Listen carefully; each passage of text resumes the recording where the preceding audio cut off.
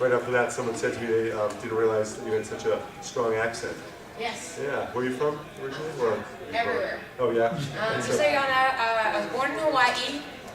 Mainly Kalikimaka Eho Oli Makahikiho. I know you've been telling them Hawaiian.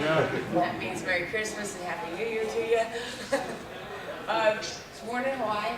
Lived in North Carolina, West Virginia, Florida, Louisiana, Missouri, Nevada, Texas, California, and obviously Hawaii. Also lived in Italy, and I've also lived in Canada a couple of times. So there you go. Mostly in the South. My mom's from North Carolina. My stepdad that I was raised by is from West Virginia, and my dad is from right here in Boston. So obviously I never got to live here. But he went to high school in Waltham. If any of y'all live locally. That's interesting, yeah. So yeah, the person who said it to me, they said when they've seen you, usually the accent's very subdued when you act. Yes. You that purposely, of course. Is that they want you to? Yeah, most of the shows I've done, I talk my normal accent, but a lot of people don't realize that that's my normal accent. They just think I'm faking that for acting. But I was on Drew Carey's show. Drew Carey, I played myself pretty much. I was playing his redneck neighbor who we could never get rid of. Growing Pains, well, most people know me from Growing Pains, so they just think that I had no accent. That's what it was. Because I had to lose it for the show. So if they asked you to lose the accent? Yeah, and if I, every now and then, like when you're doing a show, the director's on loudspeaker when you're doing a sitcom, and if I started coming out Southern, he would always get on the loudspeaker and go, get out of the South, get back in the North. I'm like, okay. I have to retake, just because my accent would slip in every now and then. How'd you get into the business originally? Was it modeling or acting first? Originally modeling. I lived in Texas and became a model when I was a teenager, and went to Italy and lived over there for a little while modeling. Came back to the States, got asked by Playboy to be in this thing called Girls in Texas when I was a model in Texas, and that's how I kind of got into it. Where in Italy did you live? In Milan. I went to Venice actually to do a Playboy shoot as well. But then I lived in Milan. My voice is cracking in and out, y'all, so sorry. It's been like that all week. I almost had laryngitis doing shows last week. It was pretty rude. But I lived in Milan when I was 19. Any questions from the audience? Yeah, I got a question. Sure. Okay. I gotta ask you, what was it like working on the Golden Girls? Oh, I love the Golden Girls. It's so much fun. Now they're all gone. I know. It's not anymore. Yeah. Now I've become a Golden Girl. I live in Florida now. Like people take note. No, you got a few years, thanks. Because that's what my brother said to me. He goes, now you've become a Golden Girl. You were on Golden Girls. I was like, thanks. So yeah, that was fun. And I was It's actually, one of the best episodes. I was 25 playing 15. Which you got right. Which I was so young looking at the time that I was playing teenagers up until I was 30. And Really? so I was playing, for those y'all don't know the show, I was playing the pregnant teenager who moves in with the Golden Girls. So I actually moved in with them on the show. I was playing their neighbor who got knocked up. And my daddy kicked me to the curb. And the Golden Girls took me in. Good, yeah. So 25, 15-year-old? 25 playing 15. Do you do a lot of shows like this? No, I've done Chiller a couple of times, and I did the Ray Court's Hollywood Collectors show a couple of times, and that's... Yeah. So not too many then, huh? Yeah, not too many. Apart from growing pains, what people recognize you mostly for? What roles? Golden Girls as well. Golden Girls, Beverly Hills 90210. A lot of people ask me about that show, and Who's the Boss was my first TV show that I ever did sitcom-wise, and sometimes people recognize it from that and Drew Carey. But on Drew Carey, my hair was like a mile high in the front. The rest was all stringy and forgotten about. And people either don't know or don't know. I have TV shows that nobody recognizes me from at all. because I had jet black hair at one point, and I had red hair at one point, and I had brown hair. And whenever I've had dark hair, people don't even know it's me. So if you ever see a TV show and you go, is it? Yes, it is. It's just with a different hair color. Let's see, anyone, any other questions, anyone? Right there. I'm a big sci-fi nerd, and I looked you up on Internet Movie Database. You did a Max Headroom? Yes. What was that like? That was a fantastic show. I loved It it. was so much fun. I'm still friends with Chris Young to this day. I'm very good friends with him. The guy who played the young guy on it, and Yep. I played his dream girl. And Max Headroom had his dream girl, and that was played by, huh? Yes, yeah. But his dream girl in the episode was what is her name? I'm looking the actress's name. Pretty known too. And so I played Chris Young's dream girl in it, and I was in a bikini running on the beach. So that was one of my first shows I ever did too. Oh, cool. I did that right after Who's the Boss, and then I did another TV show. It was an HBO show at the time.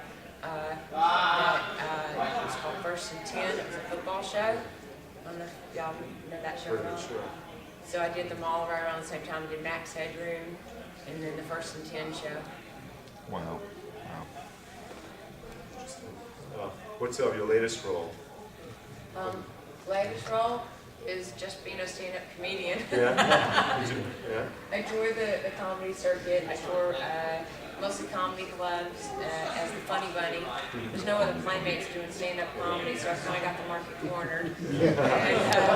And mostly talk about that, a little bit about the shows, but mostly about being a bunny and being an older bunny now. Because I'm 45. I just turned 40. I'm going to turn 46 in January. So I talk about being an older bunny now in the world of all the young girls. And tour most of the comedy. I did tours of duty to Afghanistan, so I've been going to the war zones and entertaining all the military troops. And yeah, thanks. I'm so excited about getting to do that. They have not let playmates in the Middle East, y'all. They don't want the playmates there. It's not like the Vietnam times. You know, they had all those movies, you know, where they had all the playmates getting off airplanes supposedly half naked and in their lingerie, jumping off the airplane and running through Vietnam that way. But I guess because that image is so in the public eye, they didn't want that image in the war zones, so they won't let playmates go. So I got to go only A, because I'm a comedian, and B, because I'm a military brat. So I was raised at a lot of military bases, and I'm a Marine Corps brat. And generations of military in my family, actually. So they do a full background search on you, and they approved me, and they said because they thought that having grown up in a military family, they felt that I would be appropriately behaved while I was in the war zones. That I wouldn't corrupt the culture. Although, it's a little freaky, because the Afghanis would follow me around on the camps. Because some of them had never seen blonde hair. And the few military men and women that have blonde hair, generally their hair is pulled really tight under hats. So being a blonde in Afghanistan, you're followed and you stand out. How long have you been doing comedy? I've been doing the comedy for 6 years. 6 years? Yeah. So what made you get into that? Because acting is one thing, but to do comedy, it takes a lot more. Started out taking acting classes in Los Angeles in 1986 at an improv comedy club, and they used to have a comedy class there called Bill Headnuts, and it was improvisation comedy, which a good portion of the stand-up comedians that are on the circuit now all came from Bill Headnuts. It's kind of like the second city for Chicago, and it's a similar kind of genre, and so a lot of comedians came out of it, and I formed together with a magic comedy troupe back then, and I toured with them for 18 years. So I did the old vaudeville circuit, doing slapstick magic comedy, mostly physical comedy, and I got tired of getting beat up. You you get beat up when you're doing physical comedy on stage, and so I decided to just do stand-up on my own. Can you do some? Can I do some? Really not appropriate. I take out fake hair on stage. I take out socks out of my bra on stage. Because I actually stuffed my bunny costume with socks. So I start pulling those out on stage. I do a couple imitations. I take my fake hair out of my hair. It's 2 wafts of it. Usually put it under my arms and say, this is my imitation of a 1960s Playboy bunny. Then I take the fake hair, then I hang it right in front of my crotch and hang it in front of the cooter and say, this is my imitation of a 1970s Playboy bunny. Or say, in case you're wondering if the carpet matches the drapes, it doesn't. Or the 60s one, what'd you say? Was it Under the Arms? Under the Armpits. That or Madonna's pictorial. Yes, that's a good one. True. True. That's a good one. But then I usually take the fake hair, and as I'm hanging it here, I put my head underneath it, and I go, you know what this looks like? It looks like a merkin. If you don't know what a merkin is, around the turn of the century, hookers used to wear a little wiglet down there, and it's called a merkin. That's what they actually called it. So I say, kind of looks like a merkin, not to be confused with George Bush's Americans. So, and I think, and it's true, really think that it, that some guy with a bald head, shaved head, was underneath there around the turn of the century with a hooker, and he saw that hair on top of his head. And he's like, maybe I can market this and make some money. What can I call it? Call it a merkin? No. Call it a wiglet? No. How about I call it a toupee? Because I had toupee to be down here.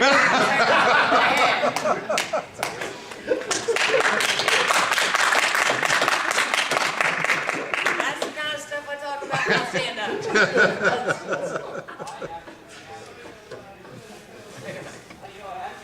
And some of the other stuff, I don't know if I can repeat here. Actually, I'm not dirty comic as far as foul language and stuff like that, but I'm dirty in content. I'm going to be talking about being a bunny. I'm going to talk about all the rotten lines a lot of men say to me at Playboy Mansion, that kind of thing. So I get a lot of rotten ones. We all do. I think when you're a pinup girl, people just think they can say any dirty thing to you and it's okay. It's not okay. You know? I don't want to have to skirt to, something very crude. I know about the Playboy Mansion, just when I've read and stuff. It's got such an aura, mystique about it. Do all the playmates, do they have to live there, or what's it like? Actually, nobody really lives there except for Hef and his girlfriends. And then across the street and down the road, just a little ways, they have another house now. It's called the Bunny House. And it's called the Bunny House because a bunch of the bunnies or playmates who are testing or upcoming playmates get to live there for short periods of time. It's only either because they're out of town playmates and they just stay in town for a little bit to work and so they'll stay there. Sometimes girls, when they're first moving to Los Angeles, it kind of gives them a place to stay while they get themselves set up or find an apartment. I actually lived next door to the Playboy Mansion for about 8 years. So after I divorced, and I am divorced, my husband just forgot he was married while he was having that affair. 6 months into my marriage, that's what he said. I'm not joking.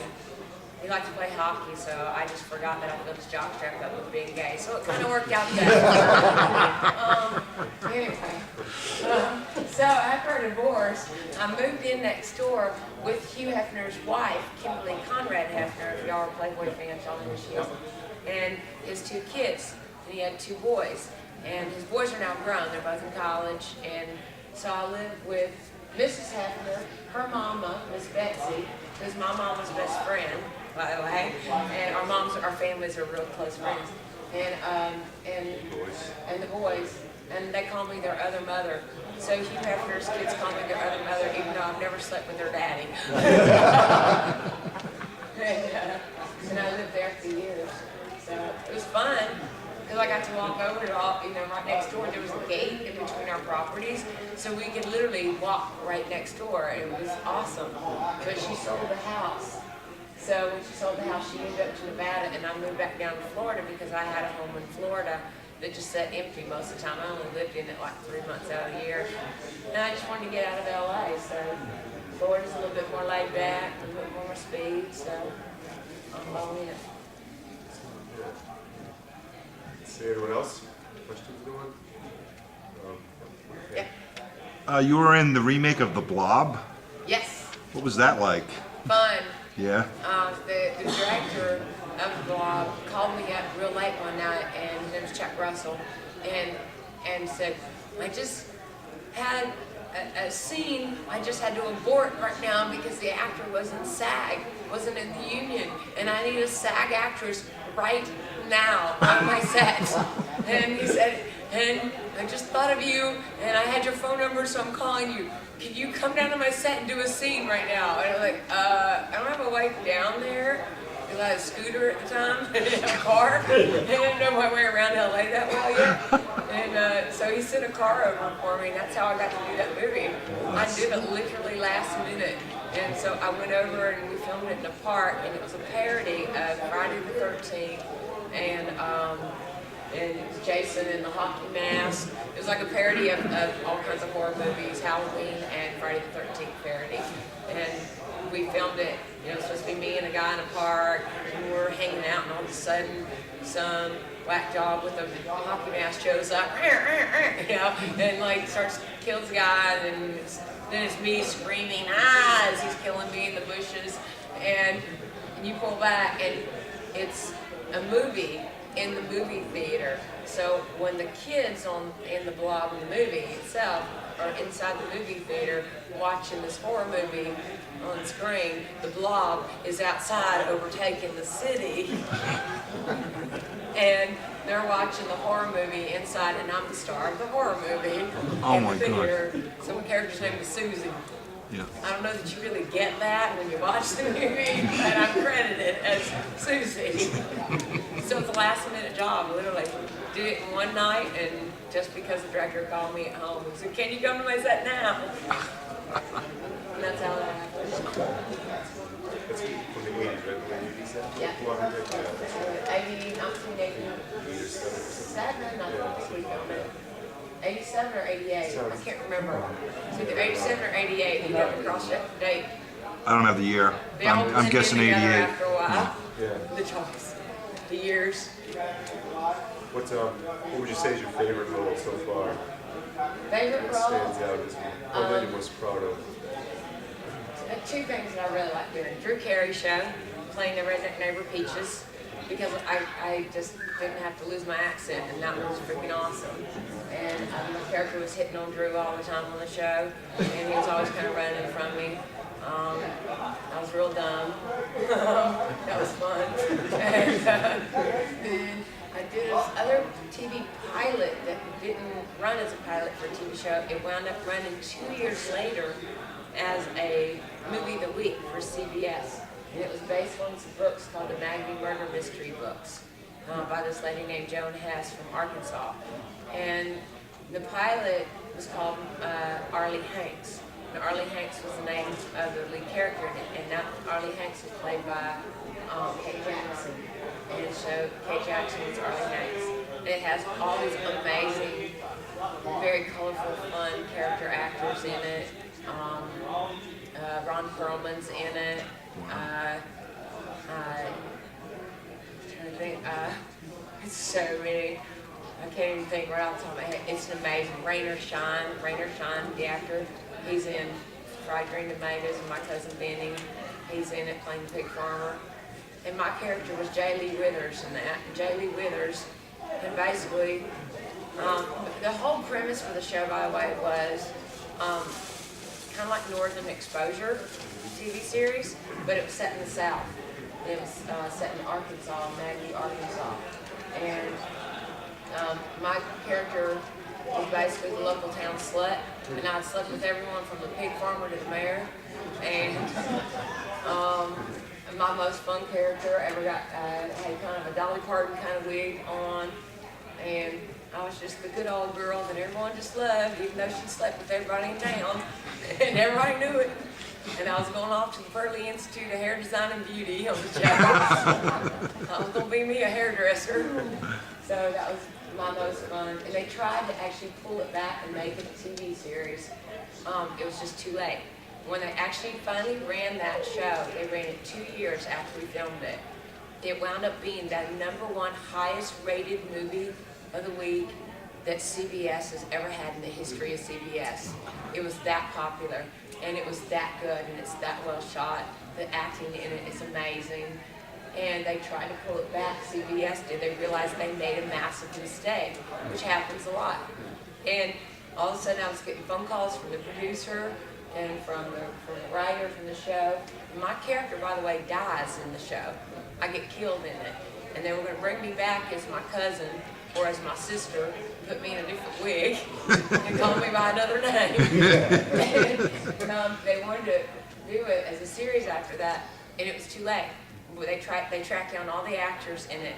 At that point, I was already filming another TV series in Canada for Aaron Spelling called Robin's Hoods. So, and I'd already dyed my hair red for the show. And so I had short red hair now at this point. And I was filming the TV, we wound up filming 22 episodes of that. And I was like in the first couple of episodes of shooting it and already obligated to it. Ron Perlman was already off shooting something else. Kate Jackson was off shooting something else. They couldn't get our cast back together. It was impossible. And so that series went down the drain, and it's too bad. So if you ever get a chance to see it, it's an amazing piece of... What year did it air? 1994, I think is when it aired. I think that's when it finally aired. Yeah, it's too bad. Bad timing. It's a bummer. Because I liked it. It was my favorite thing I ever got to do. Is it out available at all? Do you know? Or? That I don't know. What was it again? The what murder It's mystery? called Arlie Hanks, and it's based on the Maggie murder mystery books. Oh, but There's the a whole title series of of the books. show was Arlie Hanks. Arlie Hanks, Which okay. Arlie Hanks is the title character Right. of the books, and the books is called the Maggie Murder, Maggie Mystery Books, and they were best-selling books. The whole series of them. John Hess was the writer. It's too bad. I know. Yeah, it is. It's really good. I wish I could have seen. Some newcomers. Anyone have any questions? Who just came up? Jason? In the Playboy video game, on a Yes. scale of 1 to 5 for popularity or well-knownness, you're not even a full 1. They only rate you as like 3/5 of 1 star. Are you at all slighted by that, or did you not even bother to know? I didn't even bother to know, and I'm a total gamer junkie. But I was excited that I got to do the game because I play games. I'm right now addicted to Bejeweled. I will play every single day. I'm on level 47 right now, if anybody else plays, which is a lapidary level 4 on that. And anyway, I'm trying to get to 100, I'm hoping. That means I finally get to freaking diamond something or another. Anyway, I play it, I'm addicted to it. Before that, I was addicted to Tetris. According to Nintendo Magazine, I am a genius on that game. I'm literally professional level on it. I've scored that high on it, and I scored so high off the Richter scale on Tetris, there was no scoring for my score anymore. That's how high I scored on it. I scored nearly 1 million points on that, and at that point, Nintendo Magazine, the highest scores they'd ever had rated was like 200 and some odd thousand. So it's like, that's my game. Now it's Bejeweled. That's my new one I'm addicted to. So as far as the Playboy game, I was excited because I'm the voice of the game. So when you reach level 3, turn to level 5. You know, like all that computerized sound and voice, that's me. Well, that's what I'm thinking. You know, she did all this work for her on a scale of 1 to 5. You're like 3/5 of 1 star, and Tom Arnold's a 5-star celebrity. It's like, doesn't seem fair. They just used his name. And they did a cartoon of me in it. Yep. So I think you can make me strip probably in it. Pose for the magazine. You're God knows what else you can make me do in there. I don't know. It's not like The Sims. you're easygoing, as they quote. Oh, I'm easygoing? Yeah. That's true. That's true. I'm easygoing. But so so I'm the voice of the game. I do almost every single voice in the entire game. You won't know that, but You know, when you hear, oh, heck. You know, you hear all these like tacky, I do every dingbat voice in it, every party voice in it, just about. I even tried to do some of the guys, hey, baby. So I was trying to do all the voices in it. So that was it. But I was just excited that I got to be part of a gamer's game because I'm such a game junkie. I like to go to those game conventions and test out every freaking game out there, especially if they're hand-eye coordination and configuration games, like the old Centipede. Anybody ever played Centipede? Oh, I'm a rock star on Centipede too. Any hand-eye coordination game, junkie. Some people did heroin in my generation. No, I didn't do any drugs. I was a gamer junkie, and I'm still a gamer junkie. I would go out to Playboy Mansions, Game House, and I would play Centipede all night long on there. All night long. It's that bad. It's an addiction. I know it is. What the Playmate game is that? What format though? Is it online? Is it a? It's like the old Xbox. Really? Yeah, PS2. there's Xbox, No, there's what I think. PlayStation 2, and there's a PC computer game on them. It's not that great of a game. Let's all admit it. Anybody that's played it, it's alright. It's basically the Sims at the Playboy Mansion. Oh, okay. Exactly. But it's not even as cool as The Sims, I think. I think The Sims is better. I just wish they Yeah, would it have. gives you more to do with the Sims, but it was a used game for $20 and it's a Yeah. laugh. So. And then they have like an extended package thing for it now too. Oh, I don't know Because about they were that. trying to upgrade it. But it's, What do you think of all the new technology games? You know, like the new, what are they? The new PS3 I haven't tried motion. it. No, I forget what it's called. I haven't tried No, it. there's the Wii and there's the PS3 one, and then the new Xbox One. Well, the Xbox is the Kinect, but Connect, yeah. they've got difficulties with the Move, Kinect. that's it. Move, yeah. So that's a lot of That's so guys. new. and Yeah. I think it's just like they change them so much, and then you get the lines up, down, and around the blocks for those games for weeks on it, and then they're gone by the time you actually get up to the line. I know because I waited for an Xbox that way, and I didn't get it because they were gone by the time I got to the top of the line. I waited 2 blocks long to get it, and they were gone by the time I got there. But that happens with everything, right? But no, I don't. I wind up just playing them on the computer now. Yeah. You know, just a little, you know. But or I like the old Nintendo. I like just the simplicity of the old games. I just wanna, Atari. you know. Atari. No, I'm not listening to Atari as much as Nintendo. Nintendo, like just plain old Nintendo, I like. She had the, you know, back and forth, up or down. That was it. It was just, and that's all you had to do. Now there's so many things you got to spin this way, hit over here. It's like it's too many gamer pieces. Even with the wireless ones, you know. And I have all the wireless thing, you know. It doesn't matter if I can't play it while I'm in my kitchen in one hand and from it. No, it's like.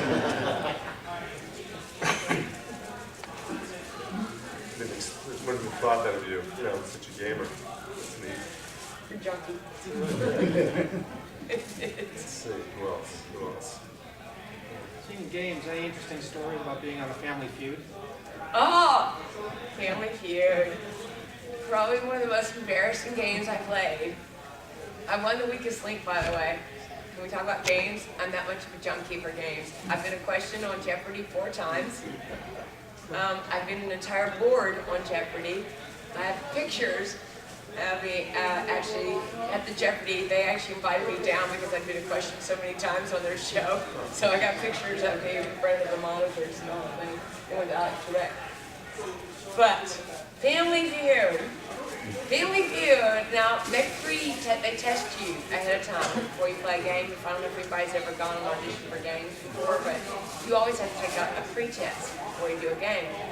And on the pre-test, I did amazing. Like we played games earlier during the day. I was amazing.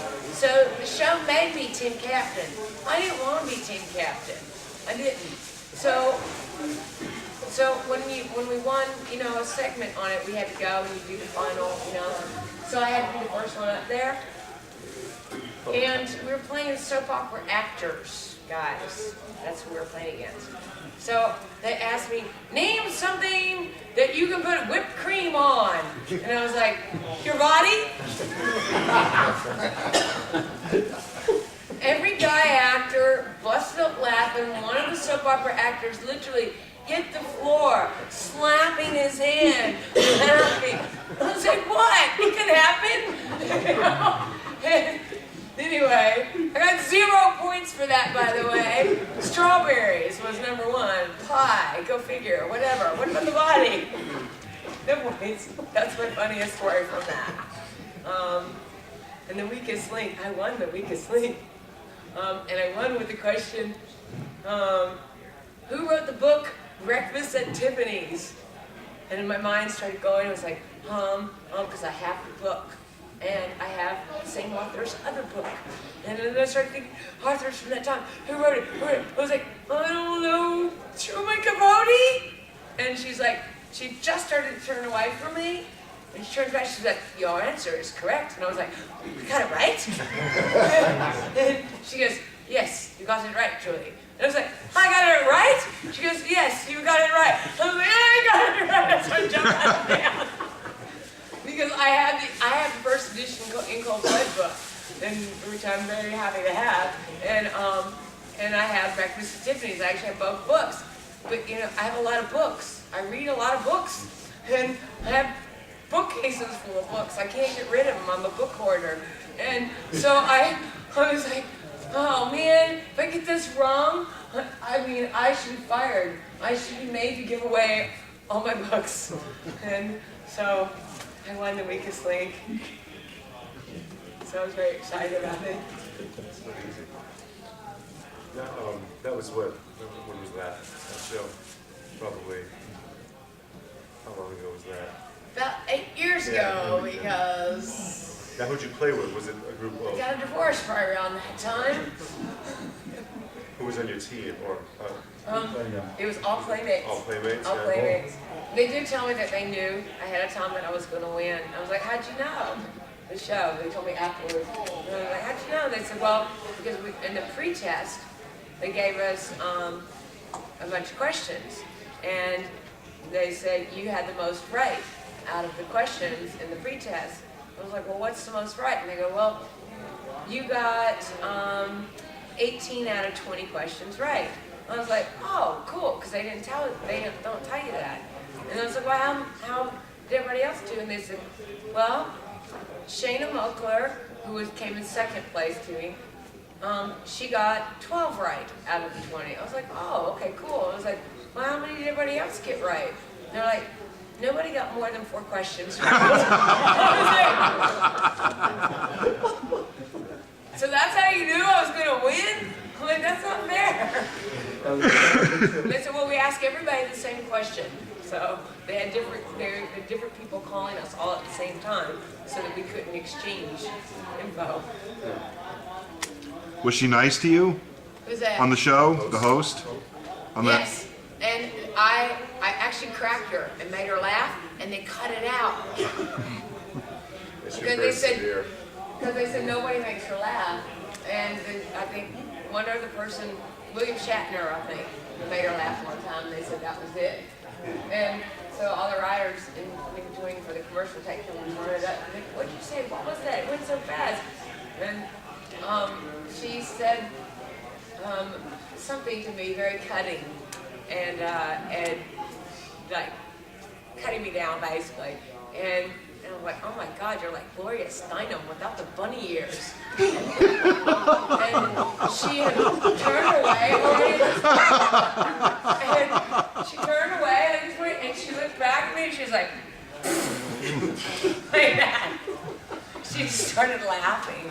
And then they cut it. They cut it out. I'm like, great. You left all her digs in, and you didn't leave mine.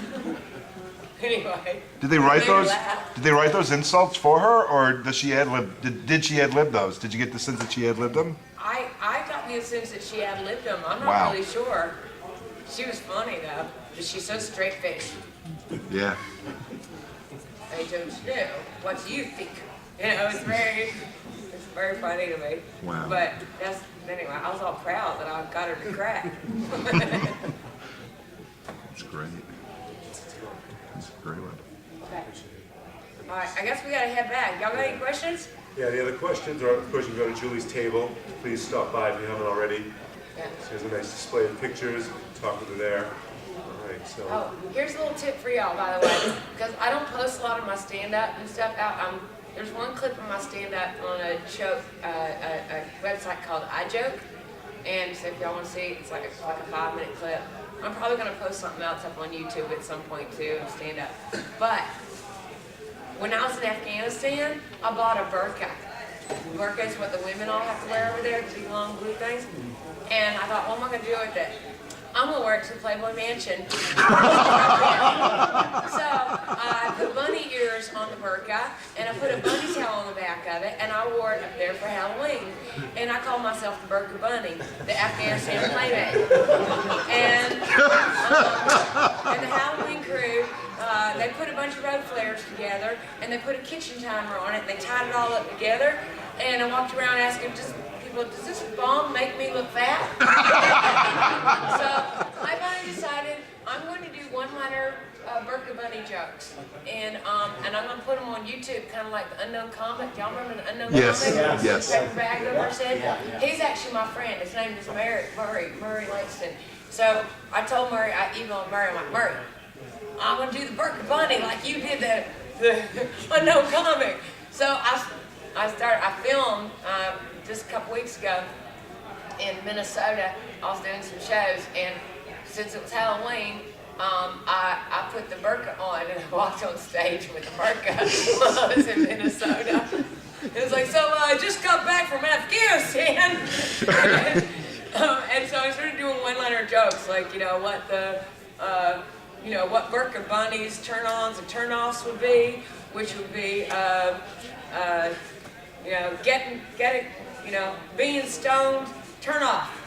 Getting stoned, turn on. Being bombed, turn off. Getting bombed with a fifth of tequila, turn on. So it's just like stuff like junk like that. And so I'm going to post it up on YouTube. So I just want to tell y'all, look for the Burqa Bunny, because I'm not going to put my name on it. The other comic, I put that sucker on when I was in Afghanistan too, and put it on stage with the ears on it just to make the soldiers laugh. And the other comic got into a total panic. And he's like, you're gonna get us killed! Oh, we're in Afghanistan. I was like, whatever, you wuss. He peed in the truck on our convoy, and so the head of our convoy didn't even want him back in our truck again. Because we had to, like right here is the gunner's legs, and if he gets shot, you got to pull this red tab to drop his body back down into the bars. And so we're on a convoy in Kabul, and I got this wimp comic next to me over here, young gun over here, afraid of every boom and bang.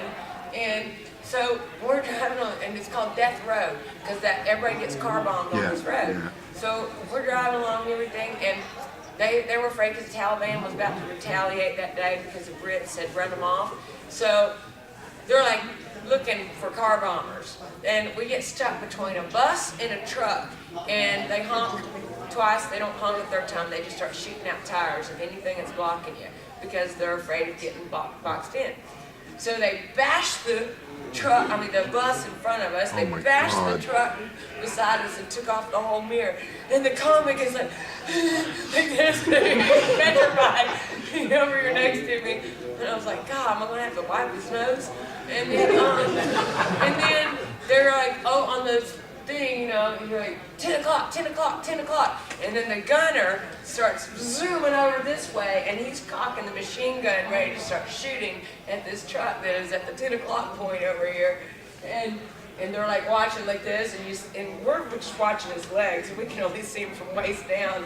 And he's right here, and I'm looking like this, and I see the other comic looking through the legs, like, and then we're fine, nothing happened. We get to the next base. We're going from Camp Eggers to Camp Phoenix, and then we had to stop over in Camp Phoenix and then had to go to Camp Alamo. And why anybody would name Camp Alamo in Afghanistan, I got a clue. because Camp Alamo, by the way, was right in the middle of an Afghani training camp. So right here's Camp Alamo, and completely surrounding it is the Afghani training camp. Camp Alamo, really? So we're stopping in Camp Phoenix, and the head of our convoy says, well, if y'all want anything, you know, from the BX, you might want to go get it right now, because Camp Alamo doesn't have a very big BX. And they hear the convoy go, underwear? Do they have underwear? And he's like, yeah, they got bags of underwear. Go get you some. And he pointed the way, convoy went off. And then I hear that guy tell the other convoy guy, this next round, he goes, you take the dude. He goes, I'm taking the chick. That dude just peed the back of my truck. He goes, you go get me some Windex and some paper towels. Clean that mess up. I'm with the girl from now on. You take him. So that was my experience in Afghanistan. Oh my Just there to make him laugh. Oh my Lord. Anything else? Do we know who this comic is? Have you mentioned his name? No. Nobody knows me. He's a young comic. We're do-si-doing camp to camp. This Robin Williams was on one leg of it. Kid Rock was on one leg of it. There was the Dallas Cowboy cheerleaders. Oh, and that was another thing. They didn't want us over there in our bunny outfits because they said that was just too skimpy and might, you know, turn on the soldiers in the wrong way or something, or give them the wrong idea. Whatever. Dallas Cowboy cheerleaders had their little tushies hanging out. Let me tell you, if their pooters can hang out, and my bunny outfit covers more than their little outfits. So I was mad. Really. I'm like, you're gonna allow that little outfit, you ain't gonna allow my bunny outfit, please. So anyway, I was mad about that. So we were just going from camp to camp, basically do-si-doing each other, entertaining. So if anybody writes to the soldiers, please write. And they do read those letters. They stick them up at Christmas time. They hang every freaking Christmas card in every single camp in all the cafeterias. So everybody just goes around and reads them. And sometimes that's all they get. So mail them. Mail the Christmas cards over during the holidays, y'all. Because I know holidays are coming up. Mail them, doesn't matter.